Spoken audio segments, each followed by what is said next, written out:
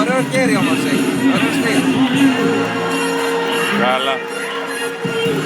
Καλά. Λίγο πιο κάτω το πάει, αλλά έχει ωραίο στυλ. Στο στυλ έχουμε μείνει. Εντάξει, μπάλες. Όλα είναι θέμα στυλ. Άιντε μάνα μου. Εντάξει, δεν θα παίξω ρακέτες ποτέ με το γιο μου. Έτσι με τη μία, δηλαδή. Όλοι οι άλλοι το κάνουν. Εγώ βλέπω τα υπόλοιπα παιδιά.